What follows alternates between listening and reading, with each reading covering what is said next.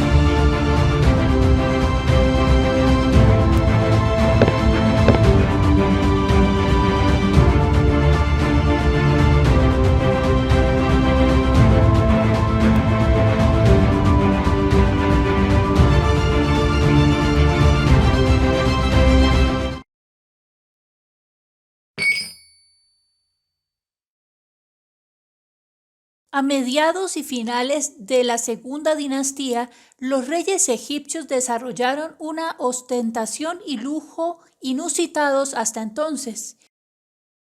Cuanto más lujosa era la monarquía, más convencido quedaba el pueblo de su naturaleza divina y más fervorosa era su devoción. Eso se plasmó en su preocupación por la vida de ultratumba. Tras la muerte, el alma realizaba un viaje hasta la gran sala del juicio. Si llegaba sana y salva, lo cual podía lograrse con los rezos y ritos adecuados, su vida era juzgada y si resultaba absuelta de todo mal, ganaba gloria eterna junto a Osiris.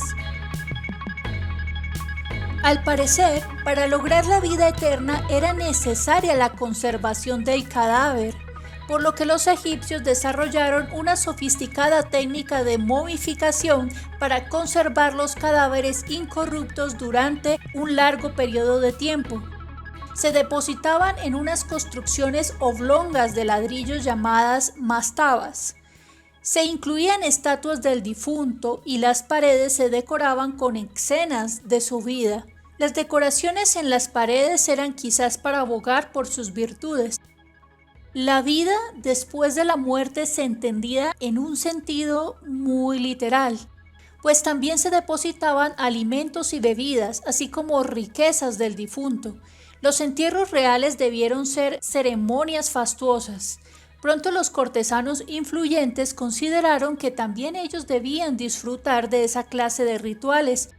Debió de establecerse una cierta competencia en quien tenía la tumba más fastuosa y con más tesoros. Eso hizo surgir la figura del ladrón de tumbas, que conseguía fácilmente grandes tesoros de oro y plata expoliando las tumbas. Se promulgaron leyes contra ellos, se les amenazó con la venganza divina, se trató de esconder bien las tumbas y de sellar sus entradas, pero pocas de ellas han llegado intactas a nuestros días. El desierto aumentaba paulatinamente su extensión. De hecho, el lago Moeris, que era un centro de riqueza de una importante región de Egipto, amenazaba con secarse. Los egipcios construyeron un sistema de canales que lo conectaba con el Nilo, una imponente obra de ingeniería gracias a la cual la zona conservó su prosperidad de antaño. con el imperio antiguo de Egipto, Egipto alcanzaría su cenit. El imperio antiguo de Egipto, también llamado Reino Antiguo, es el periodo de la historia del Antiguo Egipto comprendido entre el 2686 al 2181 a.C. y lo integran las dinastías 3, 4, 5 y 6. El Imperio Antiguo forjó y consolidó el sistema político, cultural y religioso surgido durante el periodo protodinástico. Con la aparición de una monarquía cuyos rasgos más notables son la divinización absoluta del faraón y el poder político fuertemente centralizado. En este punto podemos asumir que finalmente los problemas que se habían presentado en el Bajo y el Alto Egipto, esta confrontación había sido solucionada durante el gobierno del último faraón, Hasehemui. El faraón era considerado como un dios, heredero de los dioses que reinaron sobre la tierra. Incluso era custodio de la justicia y el orden universal, Ma'at. Esto quiere decir que si existía una desestabilización de su gobierno, podrían ocurrir desastres naturales. Era el único que podía tener varias esposas legítimas y otras secundarias, concubinas, madres de los futuros reyes, visires generalmente, sumos sacerdotes en los templos de Ra, Tot y Min, con derecho a ser enterrados junto al faraón en las pirámides menores o mastabas propias. El pensamiento era que los faraones venían de los humanos originales, que eran descendientes directos de los humanos originales. Por eso se permitía que las mujeres heredaran el poder real, ya que a falta de un heredero varón era preferible dejar que hubiera una heredera a perder la sangre original. La sociedad estaba jerarquizada en 3 niveles. El faraón, depositario del derecho divino, se le atribuían todos los poderes por mediación de Horus. Los altos funcionarios, que eran los sumos sacerdotes y los escribas, y el pueblo, campesinos, artesanos, entre otros. Aunque la idea de un faraón opulento que sometía al pueblo se encontraba muy extendida, no es del todo exacta. Los faraones donaban una serie de derechos, estaba extendida la propiedad privada, existía la posibilidad del ascenso social y hasta que los cargos se hiciesen hereditarios, el faraón era propietario de hombres y tierras teológicamente. Pero en realidad la propiedad privada era un derecho con garantías jurídicas y legales, garantizada por el Estado si estaba registrada, existiendo censos bianuales de bienes muebles e inmuebles de la población. En cuanto a la administración, el cargo más importante era el de visir, quien precedía la administración central y era designado por el faraón. Disponía de su propio consejo.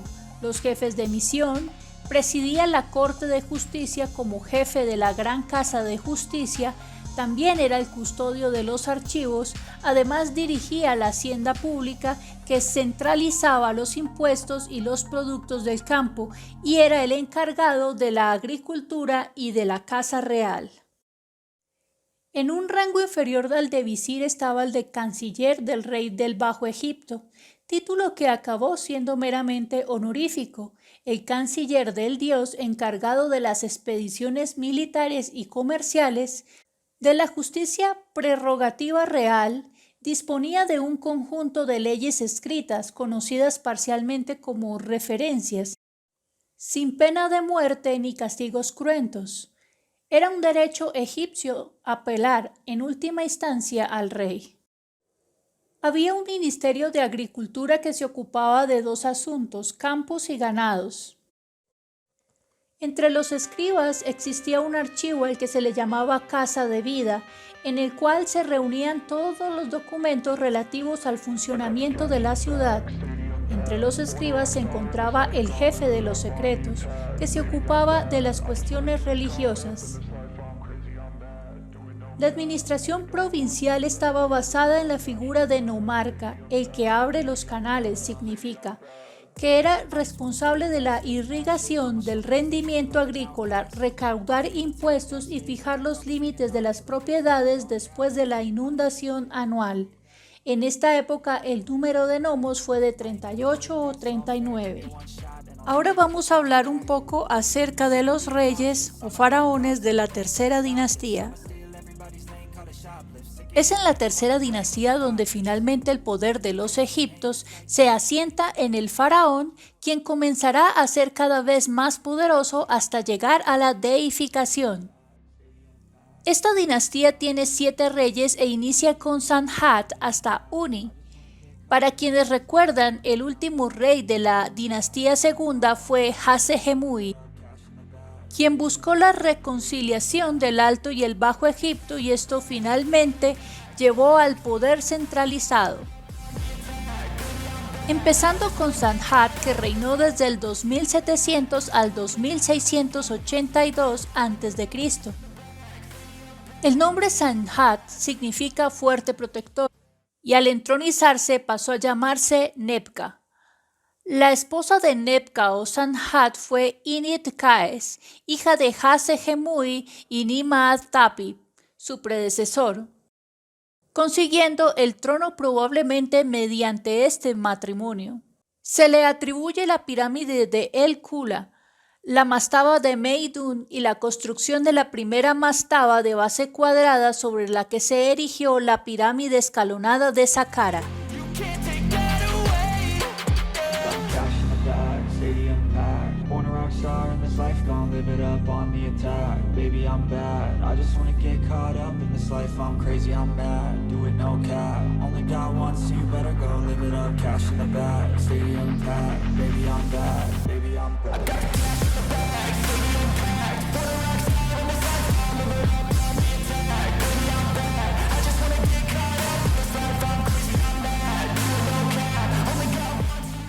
Le sucede Zoser, que reinó del 2682 al 2663 a.C. Zoser también es conocido como Necherjet. Como figura que Neman Tapi es su madre, se cree que pudo haber sido hijo de Hasehemui. Otra teoría indica que pudo haber sido hermano de Sanhat y es considerado hijo porque tal vez fuera un yerno, casado con la princesa Hetefernepti. Al principio de su reinado, él residió en Abidos, donde se comenzó a construir su tumba, en Bet Halaf. Sin embargo, posteriormente trasladó su residencia al cercano Menfis, la capital del país. Este faraón ordenó realizar varias expediciones militares a la península del Sinaí, durante las cuales las tribus nómadas fueron dominadas, para extraer los valiosos minerales de la región como turquesa y cobre. También era estratégicamente importante como vínculo entre Asia y el Valle del Nilo.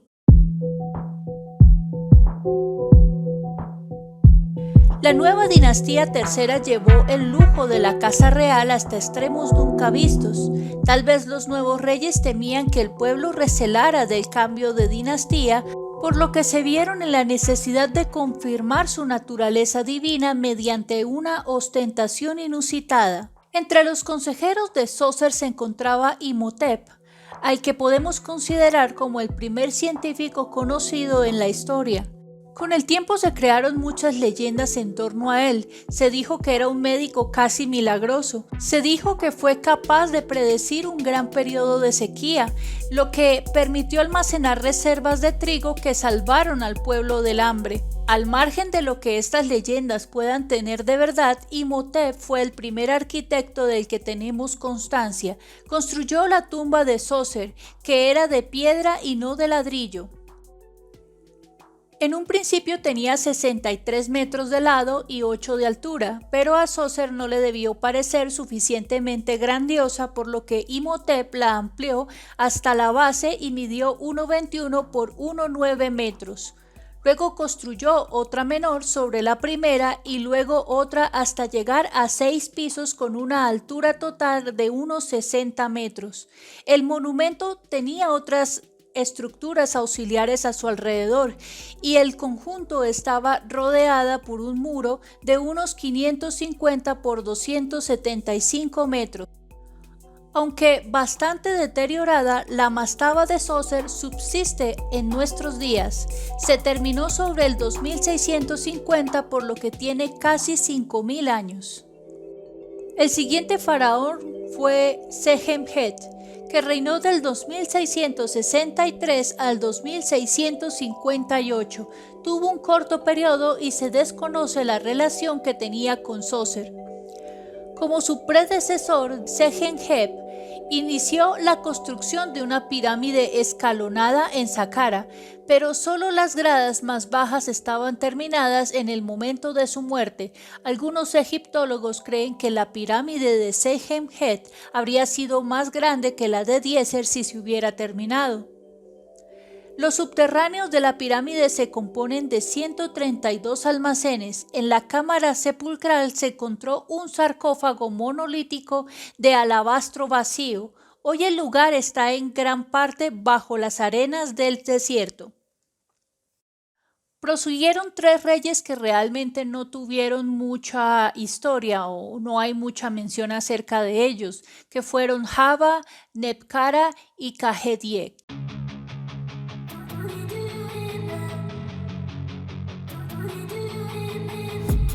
I've been dreaming on in my head like I've seen it. A life worth living is a life with meaning. I'll do what I love till my heart stops beating. I'm feeding this demon. Got a taste, can't erase bitterness in my face. Esta dinastía termina con Huni, que reina del 2636 al 2613 a.C. Huni fue el último faraón de la tercera dinastía y habría reinado entre los años 2636 y 2613 a.C. Se supone que llegó a una edad venerable. Estuvo casado con Merensac I y tuvo 2 hijos, Seneferu o Snefru y Eteferes. La cuarta dinastía tiene 9 reyes y empieza con Snefru y termina con Userkaf. Los faraones de la cuarta dinastía alcanzaron el cenit del Imperio Antiguo. El apogeo de su magnificencia arquitectónica alcanzó su máximo esplendor en esta dinastía. El primer rey es Snefru, que gobierna del 2613 al 2584 a.C. Movido de la aparente necesidad de ostentación que acompaña cada cambio de dinastía, decidió construir una mastaba que superase a la de Djoser. La suya tenía 8 pisos, pero Snefru mandó a rellenar los escalones de cada piso para que las caras presentaran una figura triangular uniforme. Después cubrió toda la estructura con la piedra caliza blanca y brillante. El resultado fue una impresionante pirámide sin comparación con ningún monumento anterior.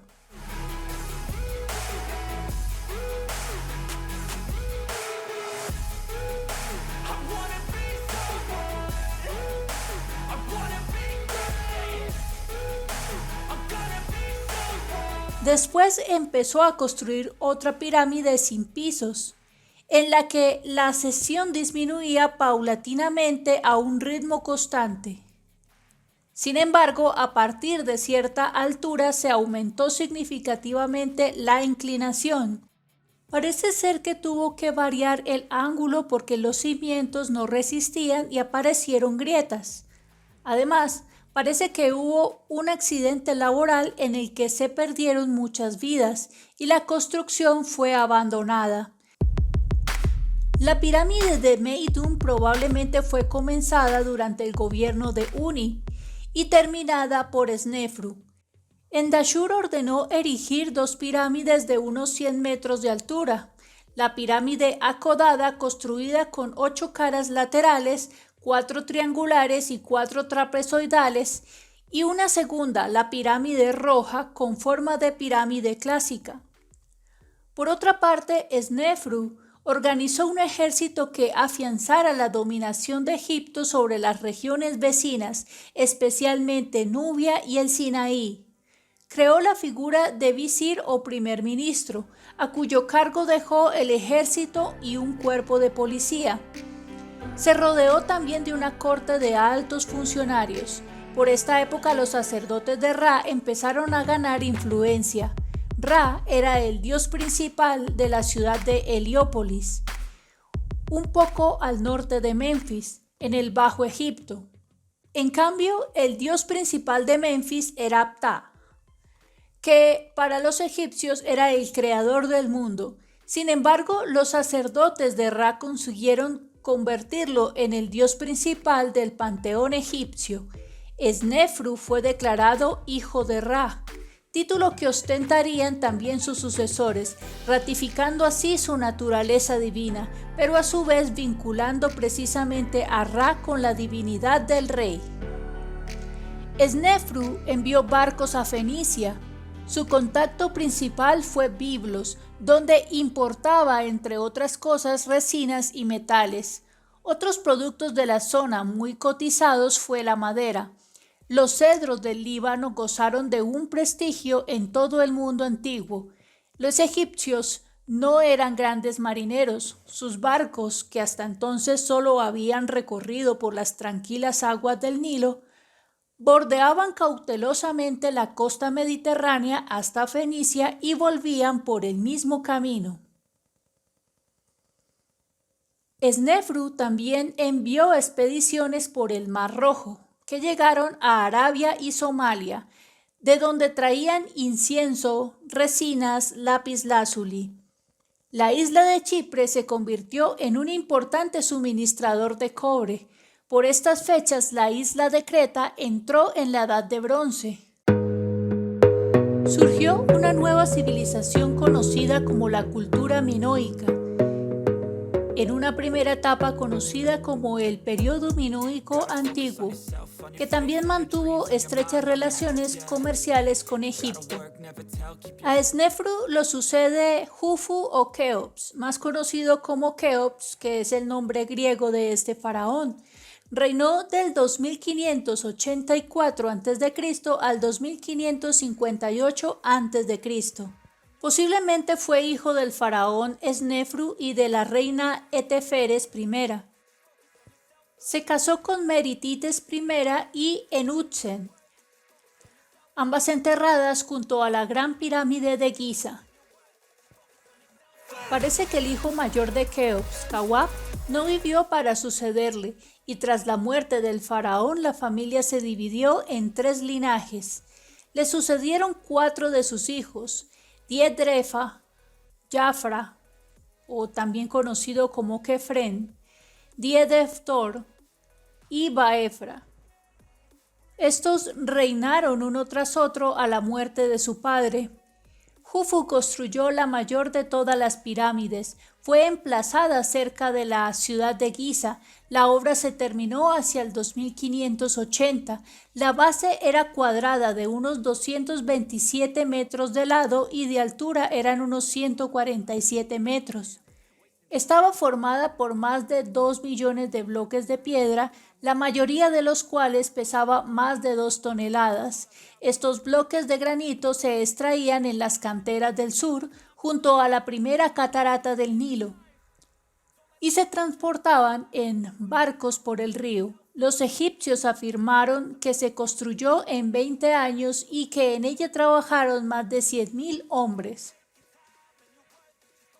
Su datación oficial de la finalización de la Gran Pirámide en realidad es el 2570 a.C. Pese a su reputación de cruel, si Keops ordenó erigir a la Gran Pirámide, no lo hizo con esclavos, como se había pensado durante mucho tiempo. Esto tuvo que haber sido trabajado con trabajadores altamente cualificados, mandados por capataces de considerables conocimientos en geometría, estereometría, que es el arte de cortar la piedra, astronomía, etc. Y la verdad, fue un acto de fe, así como lo que sucede con las construcciones de las catedrales medievales para que se lograra tal proeza. Entre otros pueblos, los soberanos eran los representantes de los dioses, pero en Egipto eran creídos los dioses mismos, encarnación de Horus y difunto de Osiris, hijos y sucesores de las deidades que habían reinado sobre Egipto en el principio de los tiempos. Los antiguos egipcios no veían las crecidas anuales del Nilo como un fenómeno natural, sino como un fenómeno misterioso regido por los dioses. Por lo tanto, ayudar al rey a alcanzar su lugar con las otras divinidades repercutiría favorablemente en esta única fuente de vida y prosperidad. Los pacíficos y prósperos reinados de Keops y Kefren les permitieron levantar unos monumentos nunca superados por sus sucesores.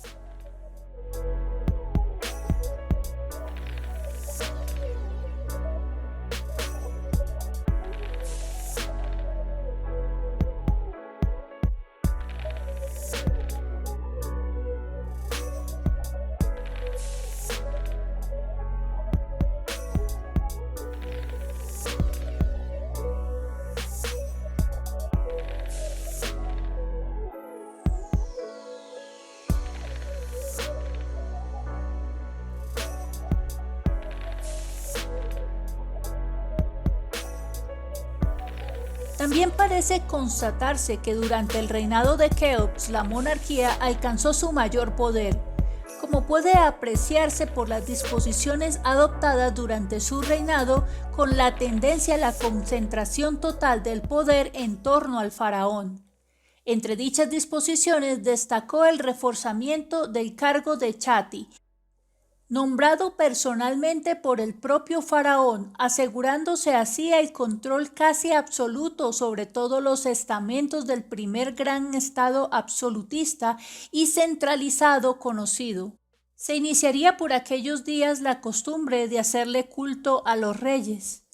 Muchos de estos cultos perderían poder durante los periodos intermedios. Ahora hablemos acerca del fenómeno de los príncipes sucesores, que es, entre otras cosas, un fenómeno bastante extraño porque estamos hablando de una sucesión de 4 príncipes. Esto era normal en el mundo antiguo, pero incluso 4 príncipes es demasiado. Sin embargo, tengo que aclarar que aunque he buscado bastante del tema, no hay mucha información acerca de lo ocurrido durante este tiempo. Por lo que voy a pasar rápidamente sobre este tema. No sería fácil para un rey como Keops dejar una sucesión, especialmente cuando su hijo mayor Kawab no vivió para sucederle. Además fue un rey muy prolífico, tuvo muchos hijos, tuvo muchas esposas y concubinas, por lo que la sucesión sería un problema. El siguiente hijo en tener el derecho al trono fue Di-Edefra, que reinó entre el 2558 y el 2550 a.C. Este solamente reinó 8 años antes de morir. Sabemos que se casó con su medio hermana Etefere II, lo que pudo haber sido necesario para legitimar su ascenso al trono si su madre era una de las esposas secundarias de Keops. También tuvo otra esposa, Hetetenka, con la que tuvo al menos 3 hijos, Secta, Baca y Ernet, y una hija, Neferetepes. Este fue el primer faraón de esta dinastía que utilizó el apelativo de Ra, formando parte de su nombre real, lo que indicaría la creciente popularidad del culto del dios solar Ra y la creciente influencia del clero. Puede ser que los hijos de Di-Edefra fueran muy jóvenes al momento que Kefren accedió al trono, el siguiente hijo de Keops, y este reinó del 2550 al 2525. Por linaje se puede decir que este es el verdadero heredero. De hecho, se cree que pudo haber sido hijo de Keops y de la esposa principal, Meritetis, y este estaba casado con Merensag III.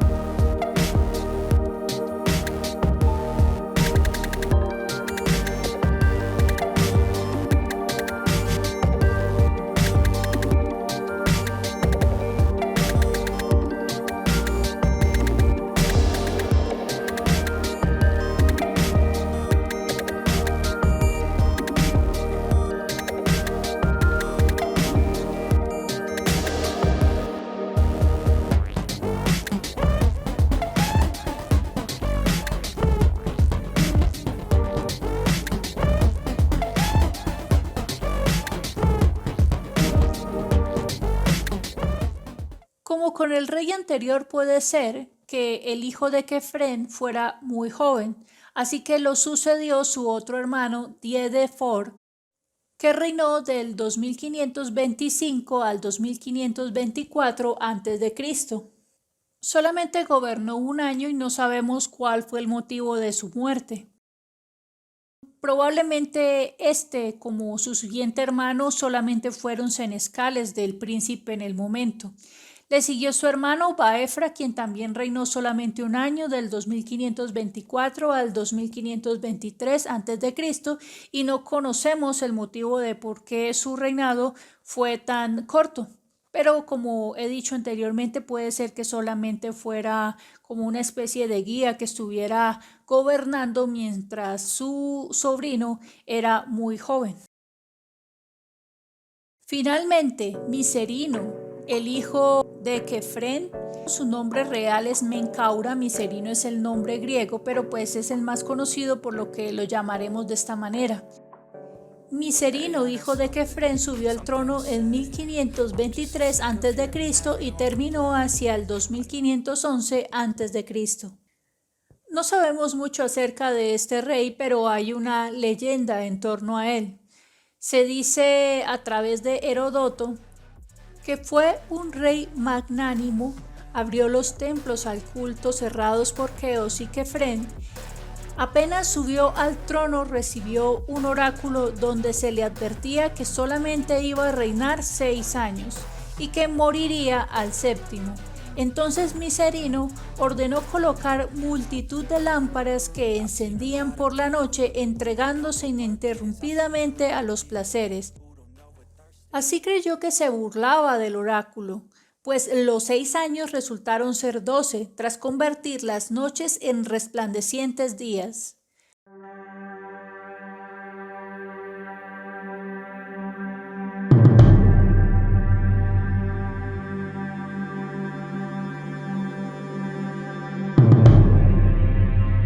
De Micerino no nos queda un verdadero registro de importancia. Si hubo algún tipo de conflicto con el oráculo y con el culto a Ra en aquellos días, no lo podemos saber con certeza, pero sí hay ciertos síntomas durante el gobierno de su hijo Chepseskaf, que gobernó del 2511 al 2503 a.C. Aquí se destaca que hay un abandono de los símbolos funerarios solares utilizados durante los reinados anteriores, así como el de la pirámide, que fue la característica esencial de la dinastía cuarta. Sin embargo, Chepseskaf se hizo construir un edificio funerario, de hecho una gran mastaba al sur de Saqqara.